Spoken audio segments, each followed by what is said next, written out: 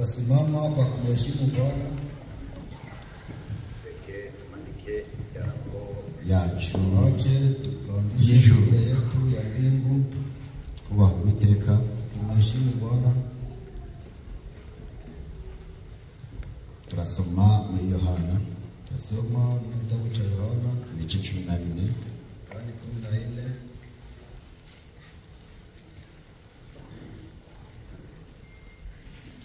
Reka duhere ku murongo wa 27.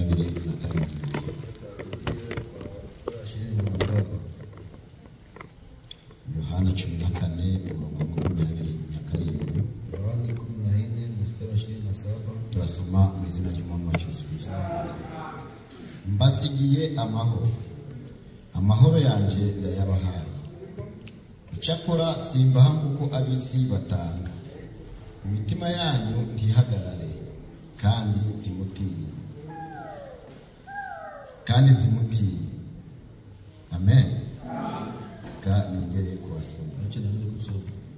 Mbasigiye amahoro, amahoro yanjye ndayabahaye. Icyakora simbaha nk'uko ab'isi batanga. Imitima yanyu ntihagarare kandi ntitinye. Amen. Turasenga. Turagushimiye, turaguhimbaje, turavuze ngo habwe icyubahiro none iteka ryose. Waturinze mu gicucu cy'urupfu, waturinze mu maza tuza imbere zawe, wabanye natwe, turavuze ngo habwe icyubahiro. Ibice byose byatambutse wabanye nabyo, twakwiboneye muri iri teraniro, na n'ubu turakwinginga ngo ugaragare hagati yacu, ukomeze ubane natwe mu izina ry'Umwami Yesu Kristo. Dore ijambo ryawe rirasomwe, ngaho ngwino udusobanurire, utuvaniremo icyo kurya, uhaze imitima yacu, uze ubane natwe, byose tubyambaje twizeye mu izina ry'Umwami Yesu Kristo. Amen. Tugicara. Dushimye Imana, tunashukuru Mungu yabanye natwe mu ijoro ryose. kwa nasi usiku yote. Imana yaturinze, Mungu alituchunga, yatubereye umurinzi. alikuwa mchungaji Mu gihe abantu batashobora kurinda, watu wote hawezi kuchunga, ariko Imana yo yatubereye umurinzi. Mungu yeye alikuwa mchungaji. Iyo Mana ntihabwe icyubahiro. Mungu apewe sifa. Amen. Yabaye maso, Alikesha ibyaduhitanaga byabaye byinshi, ndetse byari byinshi, bilikuwa vingi, ariko Imana yabaye maso kuri twe. Mungu alikesha juu yetu. Iyo Mana ntihabwe icyubahiro. Mungu apewe sifa. Ese nawe yakurinze, Wewe alikuchunga, niyo mpamvu ukwiriye kwishima sababu nastahili kumheshimu kandi ukayihimbaza, tena na mabudu kuko ari Imana irinda. kwa yeye ni Mungu anayechunga, Imana nziza, Mungu mwema, kandi itugirira ibyiza tendea mema tutari beza. na tuko wazuri. Kuko iyo Mana igirira abeza ibyiza, Mungu anatendea nta ya Mana igirira n'ababi ibyiza. Mungu anatendea mema wabaya. Ni Imana itarobanura ku butoni, Mungu achague kwa ni Imana igirira bose neza. Mungu anatendea wote mema. Kuko byanditswe ngo Kwa ndio hivi, imvura igwira ababi n'abeza. Mungu ananyesha wabaya. None natwe yaturinze, Nasi alituchunga, yatubereye maso alikesha kwetu ijoro ryose, siku wote, twaryamye, bilala, twasinziriye. Imana yo iravuga ati ntabarira. Mungu anasema nitawachunga. None iyo Mana yaturinze, Sasa yule Mungu alituchunga, si wayishima, huwezi kumshukuru. ni habwe icyubahiro. Apewe sifa. Mfite ishimwe ryo gushimira Imana. Niko na shukrani ya kumshukuru Mungu. Imana ni nziza, Mungu ni mwema, itugirira ibyiza, anatendea mema, itugirira ibyiza. anatutendea mema. Imana Mungu ntawagira uko wayivuga. hawezi kuwa namna ya kuisema. Dawidi we yabuze uko yavuga, aravuga ngo ni ya, kuisema, nasema ni ya, ntahigarukiye, hana mwisho, tigira itangira hana ukanigira mwanzo, neza. hana mwisho. Iyo niyo Mana yacu. Yule ndiye Mungu wetu. Igihe yahuye na Mose yo, Kada kutana Mose, yaramubwiye ati babwire nduwo, waambie niko ule niko. niko ndiho. Yetu anaishi. Ni Imana iriho, Mungu anaishi. kandi yahozeho, Alikuwa anaishi. kandi za amahoro. Niwaachia Amahoro yanjye ndayabahaye. Amani yangu Icyakora simbaha nk'uko ab'isi batanga. siwape kama ulimwengu wanapatia. icyakora simbaha kuko abisi batanga imitima yanyu gihagarare kandi ntitiye mioyo yenu zifadhaike msiogope mwongere mugabire imitima yanyu murudishe mioyo yenu umwami wacu mbere yo kuzamuka mbere yo kuja mu ijuru mbere ya kuingia mbinguni yasize atanze amahoro aliacha anapanda yasize aturaganyije amahoro aliacha kitura yaravuze ati basigiye amahoro sema ndawaachia amahoro yanjye ndayabahaye yangu nawapatia icyakora simbahamu kabisi batangiye kuko iyo umwami yaguhaye aba yaguhaye iyo umwami yaguhaye we ntacyo umuguranira iyo umwami yavuze ati Asheri ndaguhaye guhaye amahoro aya mahoro urayakira kandi nta muntu n'umwe ushobora kukwaka ayo mahoro naho ibigeragezo byaza iyo umwami yaguhaye amahoro uhora ufite amahoro umwami waguhaye amahoro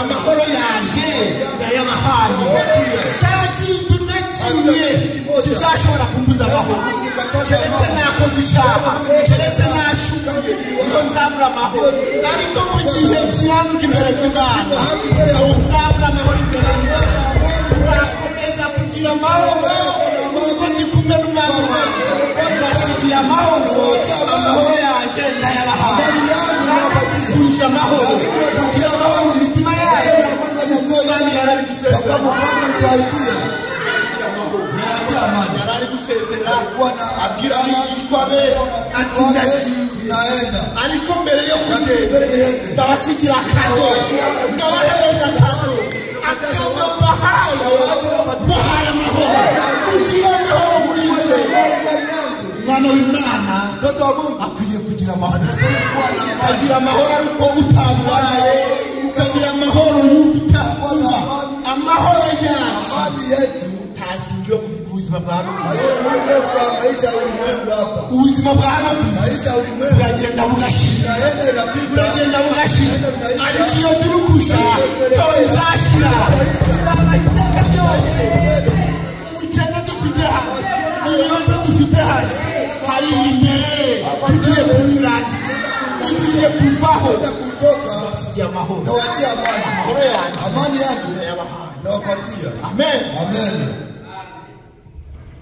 simbahamu kabisi batanze wapatie kama vile ulimwengu unapatia uwisi iyaguha ulimwengu akikupatia abategereje kuzamisha anachunga wewe umulipie au umulipie ariko umwami wacu we yaraduhaye lakini mfalme wetu atupatia aravuga ati mbahaye amahoro anasema ninawapatia amani kandi ayo mahoro mbahaye ile amani hapa nta n'umuntu n'umwe uzayabaka damu moja atawanyang'anya amen amena yaravuze ati mbahaye amahoro alisema ninawapatia amani amani yangu ninawapatia yarari kubasezerera alikuwa na walaga icyakora lakini simbahamu kabisi batanze wapatie kama vile ulimwengu anawapatia muhagarike imitima musifadhaishe mioyo yenu tena musiogope amen amen dufite amahoro tuko na amani ya Bwana umwana w'Imana akwiriye kugira amahoro na mtoto wa Mungu anastahili kuwa na amani ndani ya moyo wake ufite amahoro tena ukiwa na amani ayo mahoro agomba kugaragara ile amani inastahili kabisa kuonekana haifiche ikiri muri wowe kiko ndani yako agomba kugaragarira n'abantu inawezekana kuonekana mbele ya watu amahoro yacu amani yetu dukwiye kuyagaragaza no mu bantu tukabana n'abantu bose amahoro ikibyanditswe bitubwiye ko mubane n'abantu bose amahoro watu wote amani amen amen umwana w'Imana mtoto wa Mungu ahatuye wala naishi akwiye kuhazana amahoro umwana w'Imana mtoto wa Mungu ikampani yarimo ikwiriye kubamo amahoro umwana w'Imana uwari kuganira nawe akwiriye kumusigira amahoro akwiriye kumusigira intambara mu mutima we akwiriye gusiga intambara ahatuye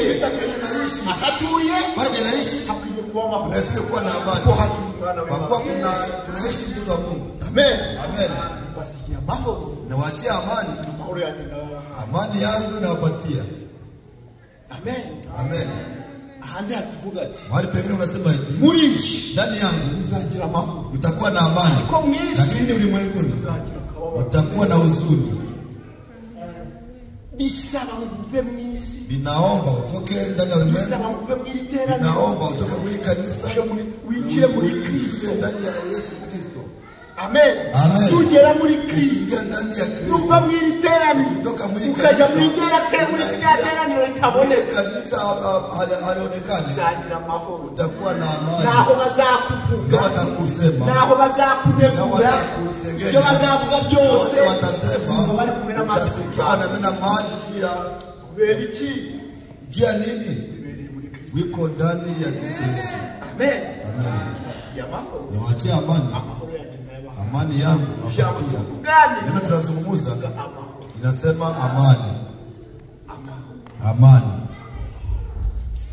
Amahoro ni pesa. Amani kabisa ni mazuri. Amani. Nta mahoro ari. Kama hakuna amani, hakuna maendeleo. Nta mahoro ari. Kama hakuna amani mu gihugu, ndani ya nchi, abantu igihugu kimusaka kabisa.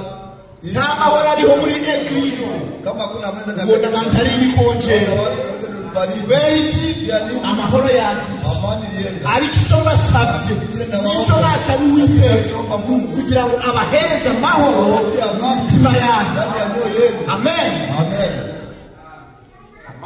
Amani. Amani kabisa ni nzuri. Wakolosai. Nasikia amahoro. Niwaachie amani. Sasa amahoro na Mungu ayachi. Ile amani yenyewe mnaipokea. Amahoro ya Kristo. Amani ya Kristo. Atari amahoro yo kuvuga ngo narariye na nambaye. Amahoro ya Kristo. Amani ya Kristo. Abe mu mitima yacu. Awe ndani ya mioyo yetu. Ayo mahoro naba mu mitima yacu. Ndani ya mioyo yetu. Eglise zawo mahoro. Kanisa itakuwa na amani. Ni wacu zawo mahoro. Na kwetu itakuwa na amani. Ese ayo mahoro yaje. Ile amani itaanzia wapi? Ayo mahoro akwiye guhera mu ngo zacu. Ile amani inastahili kuanzia ndani ya nyumba zetu. Ayo mahoro. Ile amani akwiye guhera mu ngo zacu. Inastahili kuanzia ndani ya tukamenya ko ingo zacu ari iz'abizera. Ingo zacu ni iz'abakristo. Umugabo akifuza amahoro mu rugo rwe, n'umugore akifuza amahoro mu rugo rwe, ndetse n'abana bakifuza amahoro mu rugo rwabo. Kuko itorero rihera mu nyumba. Itorero rihera iwacu. Igihe mu rugo rwabo muzarwana, igihe mu rugo rwabo muzaba muri gupomporana, muri gukubitana, nta mahoro muzagira. No muri eglise muzazanamo ikibazo. Bisaba rero ng'amahoro ahera iwacu mu nyumba. Ayo mahoro nahera iwacu mu nyumba. Muri eglise tuzagira abakristo bazima. Ariko nitudahera iwacu, nitudahera iyo dutuye, niyo turi kuja ntaho. Tunaenda hakuna amahoro. Amani Bisaba ngo tugire amahoro. inatuomba tukuwe na amani. Amen. Amen. Abakolosai 3 ni kuri 15. Tuanze mstari wa 15. Hari kugira avuga ati, Nasema ati mureke amahoro ya Kristo atwarire mu mitima yanyu. Ayo mwahamagariwe kuba umubiri umwe, kandi mugire imitima ishima. Amen. Amen. Warahamagawe, uliitwa, naje ndahamagarwa, duhurira hamwe nakutania mahali kugira ngo tube umubiri umwe, umubiri wa Kristo. Niyo mpamvu itugira ati, ndio sababu natuambia mureke amahoro ya Kristo. Waache amani ya Kristo. Amahoro ya Kristo yadusigiye atwarire mu mitima yacu. Ayo mahoro ari mu mitima yacu tuzayaherezaho n'abandi. Kuko nawe ufite amahoro muri wowe uzaherezaho n'abandi. Ariko nawe ufite urwangano muri wowe tuzabibana urwangano. Amen. Nugira amahoro ukiwa na amani uzagira amahoro, utapata amani. nugira urukundo Ukiwa na upendo uzagira urukundo, utapata upendo. ariko nugira urwangano muri wowe, chuki ndani yako uzagira urwangano, utapata chuki. mureke amahoro ya Kristo, mwache amani ya Kristo atwarire mu mitima yacu, atawale ndani ya mioyo yetu. ayo mwahamagariwe, Yale mliitiwa, twahamagariwe amahoro, tuliitiwa amani, twahamagariwe, hatukuitiwa kugombana, twahamagariwe hatukuitiwa juu mioyo yetu simame. Hapana, twahamagariwe amahoro. tulivutiwa amani. Kristo ari kuzamuka, Kristo akipanda, niyo mpamvu yavuze ati basi Ndio sababu alisema nawaachia amani. Ayo mahoro yaduhaye Ile amani tupatia ntara yakanya gato, sio ya muda kidogo. oya Hapana. ahubwo ni amahoro yo kugumaho, Amani ya kudumu. ni amahoro akwiriye kuja mu mitima yacu ndani ya mioyo yetu akagumaho. aradumu. Amen. Amen. Ureke amahoro ya Kristo Mwache amani ya Kristo atwarire mu mitima yacu, atawale ndani ya mioyo ayo yetu. mwahamagariwe Yale mliitiwa kuba umubiri kuwa mwili mmoja, kandi tena mugire n'imitima ishima. mkuwe na mioyo inayoshukuru. Amen. Amen. Frère, Ndugu, acha niwaambie, mwana w'Imana mtoto wa Mungu wavutse ubwa kabiri zaliwa mara ya pili agira amahoro. anakuwa na amani. Ayo mahoro yafite Ile amani anayo arashobora kuyaherezaho n'abantu, anaweza kupatia yako na ndugu Tusabe, urashobora kuyaherezaho na Gerard, anaweza kupatia na ndugu Gerard, kuko ufite amahoro kwa kuwa una amani. kandi wifuza ko urugo rwanje ruba amahoro. Tena natamani nyumba yangu ikuwe na salama. Icyo uzakora ni ukunsengera, Chote utafanya ni icyo uzakora ni ugusengera itakuwa kuombea kazi ya Mungu. ukavuga ati mwana Unasema haya mfalme, amahoro abimuri natamani amani kuwe ndani ya kanisa. Shaka amahoro Mfalme, abimuri urugo rwanyu. natamani amani kuwe ndani ya nyumba ya mtu fulani, lakini ni wewe wa kwanza wa kubomola kazi ya Bwana. ayo mahoro bivuga Ile amani unasema iko wapi? amen. Amen. Tugihamagara Wakati tuliitwa, Bibiliya tugiye Biblia inatuambia eti mugire amahoro kuwe na amani y'umwahamagara ile mliitiwa, kandi tena n'umutima na moyo n'umutima wanyu na mioyo yenu. mureke amahoro ya Kristo atwarire mu mitima yanyu, ayo mwahamagariwe kuba umubiri umwe, kandi mugire n'imitima ishima. Wavuye mu Rwanda, Mwenye nitoka Rwanda, wavuye Bujumbura, mwenye nitoka Bujumbura, wavuye mwenye Kigali, nitoka Kigali, wavuye muri mwenye nitoka Kongo, Kongo, wavuye mwenye hehe, nitoka wapi, kwese twahamagawe na wote Kristo. tuliitwa na Kristo. Amen. Amen. Kwese twahamagawe na Wote Kristo tuliitwa na Kristo. kugira ngo tube Sote tukuwe umubiri mwili umwe. mmoja. Niyo mpamvu Hiyo sababu uyu mubiri wose, ile mwili wote, iyo umubiri urugingo rumwe rubabaye, kiungo moja inaumia, umubiri wose urababaye, mwili wote unaumia. kuko njyewe na Tusabe Mimi na Tusabe turi umubiri umwe. tuko mwili mmoja. Amen.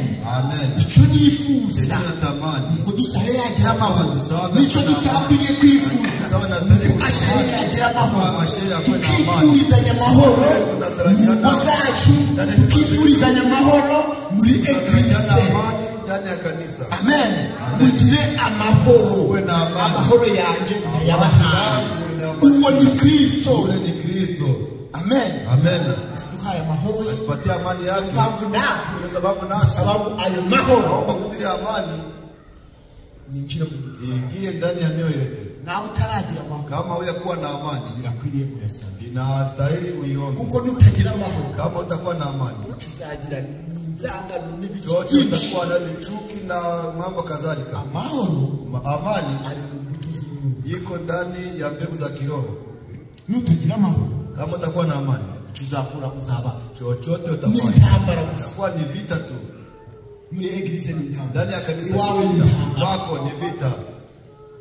Nta mahoro ufite, Hauna amani. kuko iyo ugira amahoro Ukiwa na amani, wagahaye abandi ungepatia na wengine kuri ayo mahoro y'ivile, ile amani, nayo ukareka unaacha abantu bakagira amahoro. watu wanakuwa na amani. Amen.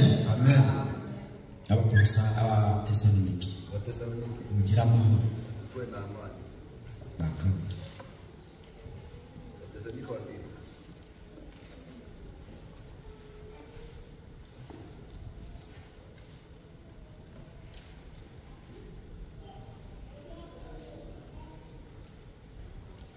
Chimta umurongo wa 15 Mstari wa 16.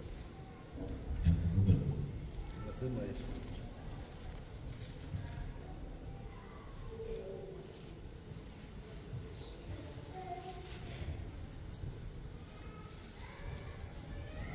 Sura 3 no 16 hari kuvuga nuko rero umwami w'amahoro aje abaha amahoro iteka mubyo nuko rero umwami w'amahoro aje abaha amahoro.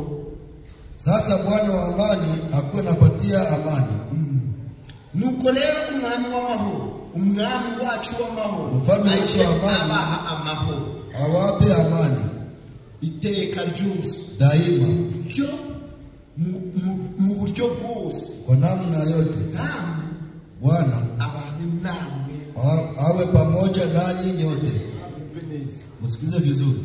Imana yacu, Mungu wetu, Imana y'amahoro, Mungu wa amani. umwami wacu, Bwana wetu, umwami w'amahoro, mfalme wa amani. hari umwami w'umuvurungano, Mfalme wa furaha, hari Imana y'akavuyo, ahubwo ni Imana y'amahoro. Niyo mpamvu yakwifurije kugira amahoro. Bwana amani. Amen. Amen. Yaduhaye amahoro, niyo mpamvu natwe turi abana b'amahoro, dukwiye gutanga amahoro kandi tukatanga amahoro avuye mu mitima yacu. Amen. Turi abana b'amahoro, dukwiye kubana n'abantu bose amahoro. Tunastahili kuishi na watu wote salama. Amahoro, Amani niyo tuganira. ndio tunazungumzia. Amahoro, Amani. umwana w'Imana, Mtoto wa Mungu akwiye kugira amahoro, anastahili kuwa na amani. kandi ayo mahoro Tena ile amani akayifuriza n'abandi. anatakia na wengine. Tubona urugo rwa runaka rwahiye, Nyumba ya mtu iko na lungula, ngaba ari byo biba inkuru yawe. wewe sasa vile vilikuwa habari yako. Oya, Hapana. ahubwo wari ukwiye gusenga, Unastahili kuomba. ukavuga ati Imana sana amahoro mu rugo rwa Asheri. ndani ya nyumba ya Asheri. Amen. Amen. Turi abavandimwe, Tuko kabisa warafiki, turavukana muri Kristo Yesu, tunazaliwa pamoja ndani ya Kristo Yesu. amaraso tusangiye amaraso ya Kristo. Tunachangia damu ya Kristo. Ikiringiro cy'ufite nicyo mfite, Tumaini nayo ndio nayo. urugendo rw'urukujamo niyo zikuja. Safari unaelekea njia Mu ijuru tuzicarana hamwe, dusangire vino na bya byo kurya bibyibushe, bisaba ngo twifurizanye amahoro. nataka None ntitutifuriza amahoro turi hano ku isi, mu ijuru niyo tuzasangira. Amahoro akwiye gutangirira aha, amahoro akwiye gutangirira mu mitima yacu, amahoro akwiye gutangirira mu ngo zacu, hanyuma akagera no muri eglise. Ariko iyo eglise itagira amahoro, n'iterambere ry'umwuka rirahagarara, inasimama. barayijemo. Na warapia kabisa kweli. Iyo urugo rwawe rutagira rudafite amahoro, yao kama ina amani, tushobora gupanga n'umugore wawe panga na mke wako ngo mugere ku kintu runaka, kuko nta mahoro gari mu rugo, nta kintu mwageraho. utafika ku kitu. Ni tubizane muri eglise, Tuvilete ndani ya kanisa. iyo nta mahoro garimo, Kama hakuna amani, nta kirere cy'umwuka kibaho. hakuna anga ya kiroho. Buri umwe wese abona Kila mtu yeyote mwanzi, anaona mtu mwingine ni adui, ariko lakini amahoro ya Kristo amani ya Kristo atwarire mu mitima. atawale ndani ya Icyo nicyo ile nakufuza, ile ndio nakutaka. buri umwe wese agasaba amahoro ya Kristo, akagira amahoro muri Kristo Yesu. Anakuwa na amani ndani. Nari twarabaye mu bintu bumwe, tukabura urugingo rumwe, dukwiriye kugirana amahoro kandi tukifurizanya amahoro. Tunatakiana amani. Icyo ni kimana dushaka, Ile ndio Mungu anataka kwetu. amahoro. Amani. Acha tusome hapa waraka wa Ibrania 7. Mwami wacu ni w'amahoro. Mfalme wetu ni mfalme wa amani. Amen. Amen. Abaheburayo Ibrania 7:1 mstari wa 1 turageza ku murongo wa 2. Fika kwa mstari wa 2. Msikize kwa Melikisedeki uwo umwami w'Isaremu n'umutambyi w'Imana isumba byose, wa wundi wasanganiye Aburahamu ubwo yatabarukaga avuye gutsinda abantu, amuha umugisha. Niwe Aburahamu yahaye kimwe cya cumi cya byose. Ubwa mbere ya kwanza, ubwa mbere ya kwanza izina rye Jina lake risobanurwa ngo umwami umwami wo gukiranuka. mfalme wa haki. Amen. Amen. Ubwa mbere izina rye risobanurwa ngo umwami wo gukiranuka. Na maana mfalme wa haki. Kabiri, irya kabiri, Ya pili, ubwa mbere ya kwanza ubwa mbere izina rye jina lake risobanurwa ngo linamaanisha umwami wo gukiranuka, mfalme wa haki. kandi Tena irya kabiri yitwa ngo anaitwa hivi umwami w'amahoro, mfalme wa amani. amen. Amen. Imana yacu Mungu wetu ni umwami w'amahoro, mfalme wa amani. Imana yacu Mungu wetu ni umwami w'amahoro, mfalme wa amani. Imana yacu Mungu wetu ni umwami wo gukiranuka. mfalme wa haki. Niyo mpamvu Kwa sababu iyo udakiranuka imbere z'Imana, iyo udakiranuka imbere z'Imana, haki mbele ya Bwana, n'isengesho ryawe na ombi lako linakuwa bure. Imana ishaka ngo tube abakiranuka, kuko n'Imana yacu ari umukiranutsi. Imana ishaka ngo tube abana b'amahoro, kuko n'umwami wacu ni umwami w'amahoro. Imana ishaka ngo imbuto tugira tubibe amahoro, Pande amani. tuba abana b'amahoro, Watoto wa amani. tuba abakristo b'amahoro, Kristo wa amani. n'ingo zacu zibe amahoro. Wewe ndani ya amani. Amen. Amen. Kuko n'umwami wacu Mfalme wetu umwami w'amahoro, mfalme wa amani. ni umwami w'amahoro. Mfalme wa amani. Imana ishaka amahoro, Mungu anataka amani. Imana ishaka kugirana amahoro n'abandi, Uwe amani na ndugu yako. kuko byanditswe ngo Kwa vile andikwa hivi. ubane n'abantu bose amahoro, Na watu wote salama. mutabana n'abantu bose amahoro. Na watu wote salama. Ibyo bakuvuga hanze, Kusema hivi. ibyo bakunegurira hanze, Banakunena nje. Imana irabizi. Yale banakusengenya nje, Mungu anajua. Mubane n'abantu bose amahoro, Uishi na watu wote salama. naho yaba ari umupagani, Hawa kweni naho yaba mudasenga na hamwe, mubane n'abantu bose amahoro. Muri apartema yurimo bavuga ngo urinde, wanasema wewe ni nani? kampani yubamo bavuga ngo urinde. Wanasema uko nani? Mubane n'abantu bose amahoro, Uishi na watu wote salama. nibwo muzababwira ijambo ry'Imana, Mtawaambia neno la Mungu. nibwo bazabona n'imirimo yanyu, Ona kazi zenu. ngo bahimbaze Imana, Wapate kwa bahimbaze So wo ijuru. kuabudu Bwana wa mbingu. Burya nta kintu na kimwe Kumbe hakuna hata kitu kimoja cyagurana amahoro. kinaweza lingana na amani. Wavuga ati mfite ibidolari byinshi nagira amahoro, Kuwa na amani. mfite ikizu cyiza nagira amahoro, mfite imodoka nziza nagira amahoro. Ninde wakubesha? Icyo ni ikinyoma. Ahubwo kureba abantu bafite ibintu bahora bahagaritse imitima, biragenda biragenda biragenda. Hey, imodoka yanjye yageze mu rugo, Yangu ilifika kwa nyumba. nta mahoro agira, Na amani.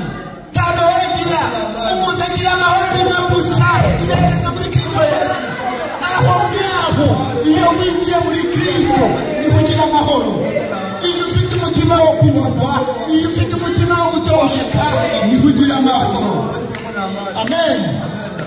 Ibyo byose Vile vyote tuyashobora kubiguha, utaleta kubikupatia. ugahora unahagaritse imitima. Unaendelea kusimamisha moyo.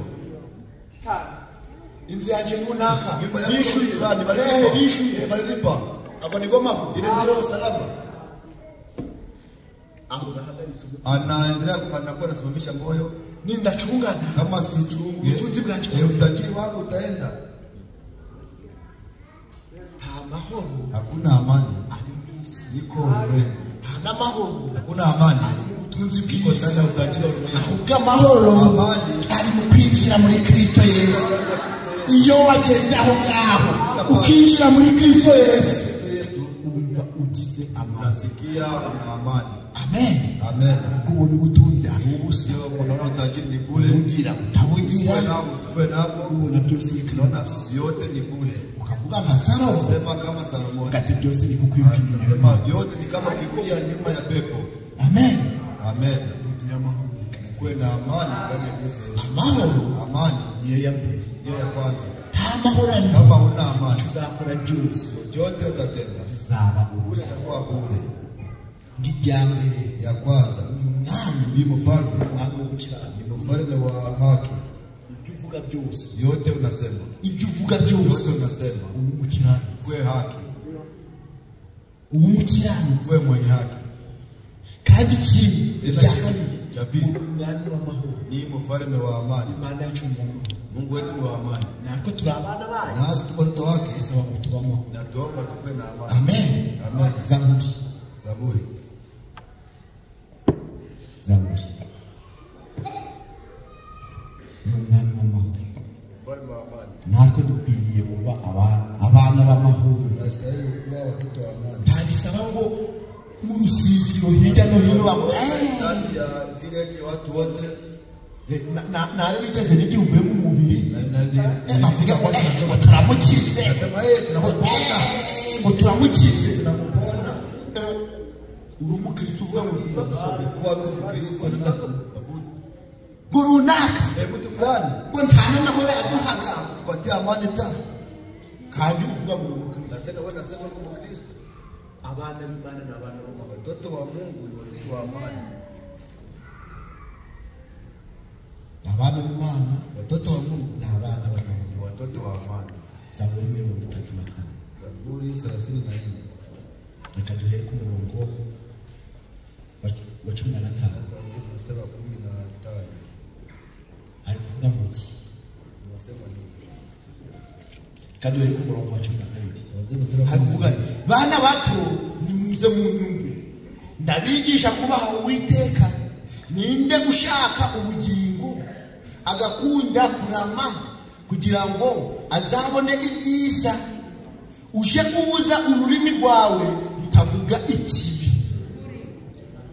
Nabyumvishe, uje ubuza ururimi rwawe rutavuga ikibi, ururimi wako useme iminwa yawe itavuga iby'uwiteka yako kusema hila. Abo ni abana b'Imana, Wale ni watoto wa Imana iri Mungu. kuduhamagarira Mungu anatuitia, ati bana banje watoto wangu muze munyumve, kuja mnisikilize, munyumve. mnisikilize. Ushaka kurama, Unataka kuishi, ushaka kuzabana ibyiza, unataka kupata mema, uje ubuza ururimi rwawe utavuga acha ikibi. ulimi wako usiseme mambo ya hila. Uje ubuza ururimi rwawe Ukataze rutavuga iby'uwihanya. mambo ya ujanja. Amen. Amen. Naho waba waribonye, Kama ulikuwa uliviangalia, ese ushinzwe kwamamaza, wewe unaweza kwenda na vitangaza ese inkuru yadusaba habari ya ndugu tusaba, ifitemo agakiza ki? iko kuna wokovu gani? Hari agakiza karimo? Kuna wokovu gani? Urabyumva siwe? Utanisikia yeye Aravana miki? atatoa nini? Inkuru dukwiriye kwamamaza, dukwiriye kwamamaza inkuru y'agakiza, kandi iyo nkuru y'agakiza ntayindi uko Yesu yadupfiriye akatubabarira ibyaha byacu. Amen. Naho inkuru z'abantu n'iz'abaki n'iz'abaki to dukwiye kuzamamaza. Abana b'amahoro dukwiye kwamamaza amahoro ya Kristo. Amen.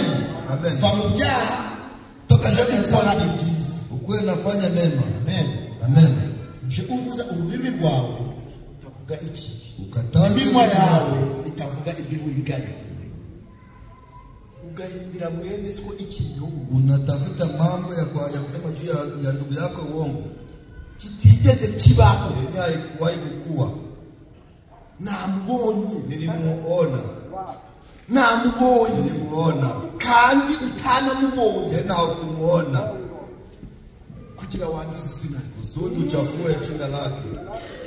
Mutekereza ko Munawazia icyo kintu ukoze kama kile kitu nafanya cyo kwanduza mwene so, kuchafua ndugu. utekereza ko gishiriya? Wale unaishia pale Kabisa bila shaka. mu buzima Ndani bwawe ya maisha yako utakuwa na kandi umuti wa byose dawa ya yote. uko wakihana. Kama wewe unaweza kutubu. Bene data, Wandugu, mvugane ukuri. muongeane ukweli. Jewe na Dusabe Mimi na Dusabe dukwiriye kuvuga tunastahili kuongea ukweli. jewe na Gerard na Asheri dukwiriye kuvugana ukuri, Tunastahili kuongeana ukweli. ariko sinshobora Lakini siwezi guhimba ikintu. kuenda kabisa tafutishe mambo ya uongo. Murabizi, Na Dusabe musanze yicaranye agacupa ari kunywa iko na kunywa by'ukuri. kwa kweli. Wamubonye? Ulimuona? Ariko dukeneye imbaraga. Lakini tunastahili nguvu. Ingorane dufite none, Tatizo tunayo leo. umuntu arabesha Kwa kuwa mtu tatanganya ntakubitirwaho, na hata pigwa baya. ariko imbere z'Imana, Mbele ya Mungu. imbere z'Imana Mbele ya Mungu. abafite hope. Nakuwa na question au na swali. Ariko imbaraga dukeneye izi Nguvu tunastahili ni hili. zazindi Zile Igihe cya Pawulo, igihe cy'aba Petero, igihe Ananiya yaje arabesha. Izo mbaraga turazikeneye. Yewe ko yabesha ako kanya bikagaragara. Tuzazibona gute izo mbaraga? Nuko twaguma mu masengesho kandi tukababera imbere z'Imana. Niho mwene data azabesha ako kanya Imana imugaragaza. Kuvuga ati mwene data musanze dushaka guca ari ikinyoma natara ni uongo kubwo kwanduza kuchafua jina lake tibiba bigarukira waberudie pale kwebwe nk'abana b'abantu sisi kama watoto wanadamu atekereza ngo birashize na wazia vinaisha ariko lakini habirudie pale iteka niteka kabisa bizagira ingaruka mu buzima bwawe kandi umuti wa byose nuko wasanga mwene so ukamubwira ati mwene data nakubesheye mbabarira nawe utanabikora. Bibiliya tubwiye ngo urinde umunwa wawe utavuga iby'uburiganya. Turiganye mwene so, turiganye mushiki wawe, tukanavuge ikibi. Amen. Amen. Tukavuge ikibi. Usiseme kibaya. Mdomo wako usiseme vya ujanja. Va mu byaha cyo gukora ibyiza, Sio kutenda mema. ushake amahoro, Tafuta amani, uyakurikire uyafuate. kandi ushake amahoro, tafuta amani, ushake amahoro, tafuta amani, ukayafuatira ngo uyashikire. zote uyakamate. Mwana w'Imana, Mtoto wa Mungu ashaka amahoro, anatafuta amani, ashaka amahoro. anatafuta amani. Ese nje na Venus Mimi na ndugu Venus tumeranye neza, tunaishi kwa ese nje na Muhiye mimi na Muhiye tumeranye nawe neza, ese njewe n'Imana tumeranye neza. Aho ushaka amahoro, tafuta amani ndugu. urukwisuzuma mu mutima wawe uvuga ati njewe nawe unaka to tumeranye neza, reka nze musanze musabe imbabazi babarira Frère kugira ngo amahoro abe hagati yanyu. Amen. Amen. Toka ndani ya dhambi ufanye mema. Ushaka amahoro, Tafuta amani usudi uyakamate, uyashikire. uyakamatie. Amen. Amen. Mwana w'Imana kwenye kushaka Mtoto wa Mungu anastahili kutafuta amani na unatamani kwa ajili ya amani, unatarajia jamaa zetu amani. Amen. Amen. Tuchunge midomo yetu, usiseme mambo ya ujanja. Tuchunge kinywa zetu, usiseme mambo ya pumbavu. Midomo yetu ni ya kumfurahisha Mungu. Midomo yetu ni ya kumwabudu Mungu wetu. Petro.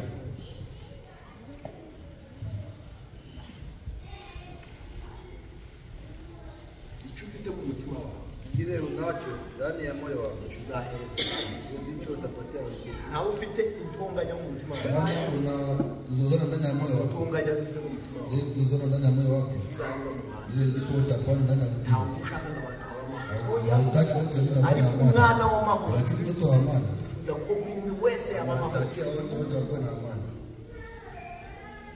Buri wese yizi mu mutima wawe. Kila mtu yote anajua ndani ya moyo wako Umwana w'amahoro. kama ni mtoto wa amani, Kanyina umwana w'intambara. na tena kama ni mtoto wa vita unajua.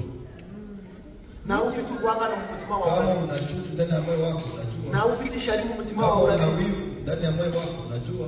Na ufite umujinya mu mutima Kama una wawe. kisirani ndani ya moyo wako unajua. Buri kimwe cyose uriyizi. Kila kitu chochote ndani ya moyo wako Na unajua. ukuri urabizi. Kama unasema ukweli Na unajua. ububesha Kama urabizi. uko Mungu unajua. Kandi n'Imana irakubwira. Tena Mungu anakujua.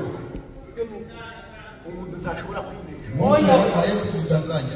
Guhinda ashobora kwimenya. Hawezi kujidanganya ndani ya moyo wake. Kandi ntashobora no kubesha Imana. Tena hawezi kudanganya Mungu. Turi abana b'amahoro. Tuko watu wa amani. Ninaomba tupande amani. Nawe Kristo yaravuze ati basigiye Kama amahoro. Kristo alisema nawaachia amani. Amahoro yanjye ndayabahaye. Amani yangu nawapatia nyinyi. Kandi ayo mahoro Tena ile amani nayiteka ni ryose. ya milele. Ntashiriye hano. Haiishii hapa. No mu ijuru tuzayashana. Mbingu tutaenda na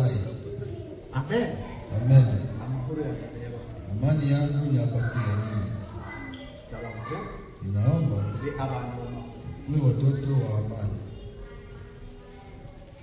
Petro ya mbere. Waraka wa moja Petro.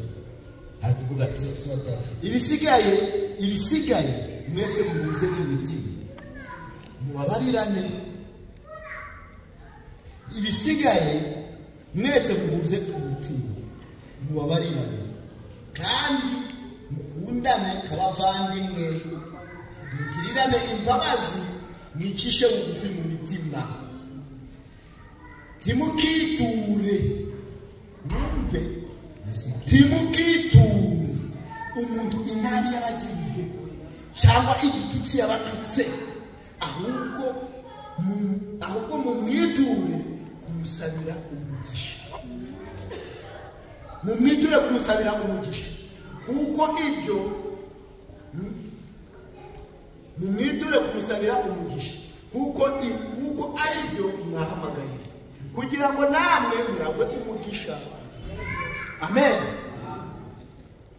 Umuntu nabi akuvuze iki? Mtu kama nakusema vibaya, akubeshi, anakusemea uongo, akugiriye nabi, anakufanyia vibaya. Ijambo Imana yatugiye. Na Mungu anatuambia eti usikazilipie. Ukichukuye gukora, unastahili kufanya ukusabira muombee baraka, kugira ngo nawe usudi na wewe uragumugisha, upate urithi wa Amen. Amen. Kuko turi abana b'amahoro, Kwa kuwa tuko watoto wa amani, tukwiriye gushaka ibidesha. tunastahili kutafuta vile vinatuletea amani. Amen. Amen. Kugira ngo nawe usudi na wewe uragwe umugisha, upate urithi wa kuko byanditswe inaandikwa hivi, ukunda ubugingo bwe, napenda maisha no kubona iminsi myiza, kupata masiku mema, avuze ururimi rwe akatarishe itavuga iki, ulimi wake kusema iminwa mabaya, ye itavuga mdomo wake kusema ya ujanja, kandi azibukire ibibi, tena aende mbali na mabaya, azibukire ibibi, aende mbali na mabaya, akore ibyiza, atende mema, ashake amahoro, atafute amani, ayakurikire, ayafuate, kugira ngo ayashikire. kusudi ayakamate. Ko amaso y'Uwiteka Kwa macho ya Bwana abakiranutsi. yuko kwa wenye haki. Amen. Amen. Umwana w'Imana, Ule ni mtoto wa Mungu, umwana w'Imana, mtoto wa Mungu. tukwiriye guca bugufi Tunastahili kunyenyekeza mu bintu byose. mambo yote. Dukwiye kuba abanyentambara, Tunastahili kuwa watu wa vita. dukwiye kuba abanyentambara, Tunastahili kuwa watu wa vita. ahubwo dukwiye kuba Tunastahili kuwa abana b'amahoro, watoto wa amani, dukwiye kuba abanyamahoro. watu wa amani. Niko dukwiriye, Ni vile tunastahili tutukabesherane, tusiseme uongo, tutukabesherane, tudanganyiane, tukavuga ikinyoma kuri mwene, tusiseme uongo juu ya ndugu yako, tukavuga ikinyoma kuri mushiki tusiseme wawe, uongo juu ya dada yako, tukamamaze, tutangaze gushusha inkuru. wende uko natangaza habari. Turaba amahoro, Tuko amani, saba tubime amahoro. naomba tupate Kandi ijambo rivuga ati ndio tunasema eti amahoro. amani. Kristo Yesu yadusigiye amahoro, Yesu Kristo nako dukwiriye amani. gutanga amahoro. Basi tunastahili Mu miryango yacu ni amahoro, iyo twirirwa ni amahoro, iyo tuja ni amahoro, ni amani, hose ni amahoro. wote inakuwa ni amani. Amen. Amen. Urazi ko uri kugenda, Unajua kuwa unaenda ariko se uriya muntu nawe murasengana, naye mnaingia ibada pamoja, uriya muntu nawe murasengana, naye mnaomba pamoja. ni none bite Sasa je kwako ko mbona ameze guca hivi na hivi, nawe ni umufurere, naye ndio kweli,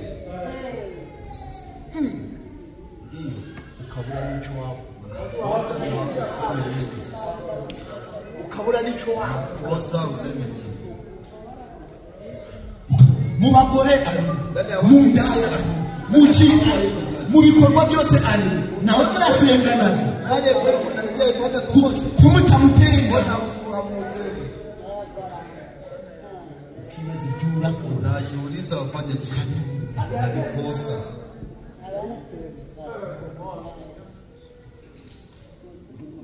tube abantu b'amahoro. Tuwe watu wa amani. Nibavuga mwene se, Sema ndugu yako vile, nawe tugashushe na wewe sichamushi hapa oya kutwara munani hagati y'umushinga naone niko banga vira nabaishi none sindi wishandaje hanze sasa wewe sinaje pamsi tangaza nje ahubwo byumvirize bari kusikilize lakini kubyo ntabyo tuzi sile vile hatujue ntabyo tubona tubione wenda mubibona ryari ko mnabiona akifanya kweli lakini sisi ntabyo tuzi hatujue ugende sasa wewe sengera hamwe unaingia kujana mu ijuru pamoja mbinguni baramuvuze wanamunena nawe tonze na wewe na ngo bati ntabwo niko tumuzi ntabwo twaramunaniwe inyiguce na guca usenge eglise unabomora kanisa usenge n'umuryango unabomora jamaa mu buryo butazi namna wewe haujui ahubwo ko tuja mu bwiza sasa kama sisi tunaingia safari moja aho chene data cyaba ari kibi dawa ndugu anakuwa ni dawa mubaya gishiki cyacu cyaba ari dawa kibi anakuwa ni mubaya tiwacu dawa yetu ni kumfunika hanyuma tukagikubitira tunampigia ndani ya nyumba tukagicahira mu nzu tunamwazibu ndani ya nyumba kuko naho siko yaba ari mubi ngaho baba yako ngo cha papa ni kibi ngo chasinze ngo chabaye gusa ubu umwana ufite ubwenge mbona kwa kabisa ko mtoto mwenye akili ahubwo umwana ufite ubwenge mtoto mwenye akili yamera kuko wa Mungu waniwa yabaye jana wanu anaenda narudia nyumba anafunika uchi wa baba yake nako turabavandi nasi tuko wa ndugu mwene data naho cyaba ari kibi wako ni mubaya je dukwiriye kwamamaza amafitiye ntabwo dukwiriye kuyafunika kuko mu rukundo rwihanganira byose yote turi abantu b'amahoro tuko watu wa amani naomba tupande amani amen amen tubihe amahoro tupande amani kurwanga ibibi tukatare mabaya n'iminwa ivuga iby'ubugome na midomo inayosema n'iminwa ivuga iby'uburiganya na midomo inayosema ahubwo dushaka amahoro tafuteni amani kugira ngo tuyakamate amen amen amahoro amani yakeneye mu mitima yacu yanastahili ndani ya mioyo yetu Wakorintho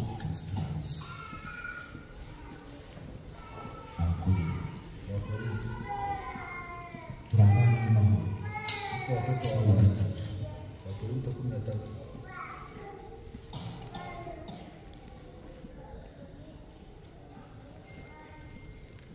turi abana b'amahoro bisaba ngo tugire amahoro nasi tunastahili tuwe na amani. Abakorintho ba kabiri 13:11 ibisigaye bene data muhore ibisigaye bene data murabeho mutungane rwose muhungukire muhuze imitima mubane n'amahoro kandi Imana y'urukundo n'amahoro izabana namwe amen. Hatimaye ndugu, kwaherini, mutimirike, mufarijike, nieni pamoja, mukae katika amani, na Mungu wa upendo na amani itakuwa pamoja nanyi. Salimieni kwa busu katika kwa watakatifu wote wasalimu amen. Na mimi nawatakia amani ndani ya Kristo. Amahoro niyo dukeneye. Amani ya Kristo ndiyo tunataka. Amahoro y'umwami wacu. Amani ya mfalme wetu. Ahere mu ngo zacu. Anzie ndani ya nyumba zetu. Turukuja mu ijuru. Narekea mbinguni. Kandi iryo juru tujamo ry'amahoro. Ya amani. Nabe turukuja mu ijuru. Kama tunaingia mbinguni. Bisaba ngayo mahoro tuyahere hamwe. Kandi ugira n'amahoro na mwene. Na amani na ndugu. Nabe wowe na mwene siko mudafitanya amahoro. Hamuna amani. Musange umusabe imbabazi. Muombe. Nabe wowe n'umugore wawe mudafitanya amahoro. Utarumwe n'abana bawe. Utarumwe n'umugore wawe. Icarana n'umugore wawe. Muzana amahoro mu rugo rwanyu. Nta muntu n'umwe uzabazanira amahoro mu rugo. Nta n'umuntu n'umwe uzazana amahoro hano muri Eglise. Ahubwo amahoro azazanwa n'Imana mu rugo rwanyu. Amen. Dushaka amahoro kandi tuyakurikire. dukwiriye kugira ngo tuyashikire. Nituba abana b'amahoro, nituba abana b'amahoro, Umwami azazana amahoro hagati yacu.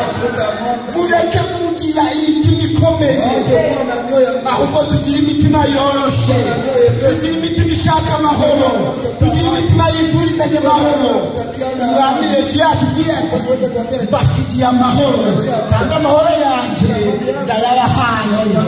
Impamvu kabisi batanga, ahubwo mbahaye amahoro. Amen. Imana yaguhaye ubadupatia gurana kabisa. Imana yaguhaye amahoro. Uzagera kwa Gerard, usange baririmba amahoro. Uzagera kwa Buhigi, usange baririmba amahoro, kuko mu rugo rwabo harimo amahoro. Amen.